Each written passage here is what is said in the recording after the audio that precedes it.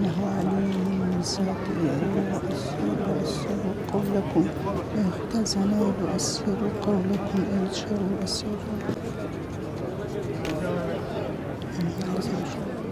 من ناوم دیاری محەممەد تۆفیقا لە شار باژێرم لە قازای ماوە بەشداریم لە ئەم دەورەیە کردووە. ڕۆژانە کە بەشداریم کرد سەرەتا لە چەند پێیجێک بڵایان کرد بۆ تەلەفۆن بۆکردن و بەشداریم کرد. ڕۆژانە ئاەت و تەفسیرەکەم لەبەرە کرد بە ئیملا ڕۆژی دابەشم کرد و ڕۆژی 2 ئاەتم لەبەرە کرد 2 ئاەت بە تەفسیرەکەەوە بە ڕۆژ لەبەرمە کرد و شەوان بە ئیملاوە سەئیمتیا کرد.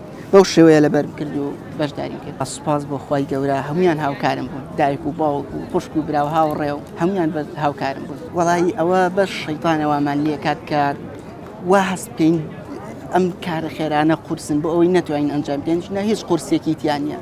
چەندەها کەس کە نەخۆشە توانای نییە بەشداری کردو بۆ پەڕیشاناسیەوە توانیوێتی بەشداری بکە. ئێستا کەسێکی ساغ کە هیچ عیبێکی نییە زۆر ئاساییە بەڵام چۆن ئەڵی شەیتان شتەکەی لا قورس کردو و ناتوانێت بەسەر خۆیان ساڵ بێت بەشداری بکە ئەنج نەر شتەکە قورس نییە.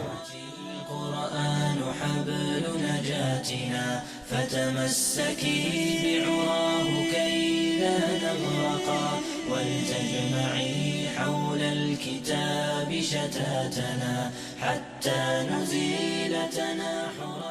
من ناوم هیوا خەلیل محەممەدە دانیشتووی بەکرەجۆم نیەتمان خێرە ئینشاءڵڵا بۆ بەشداریکردن لەمە هەرچەندە پێشتریش سپاس بۆخوا لەبەرمان بووە و ئەمەیە هاندانێکیش بێ بۆ شار و شارۆچکەکانی تریش چاو لە سلێمانی بکەن ئینشاءڵڵا ئەم پرۆژەیە ئەم کەرنەڤاڵە بەردەوام بێ ئینشاءڵڵا. لە ڕاستیەکە برادەرێکم هاندەرم بوو و ئەو ئاگاداری کردمە و هەروە هاوسەرەکەش.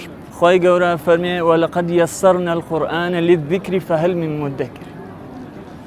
سوێن بەخوا بێگومان قورئانمان ئاسان کردو بۆ ئەوانەی یادی بکەنەوە بۆ ئەوانەیە دەوری بکەنەوە بۆ ئەوانەیە فێری بن هیچ قورسیەکی تیان نیە.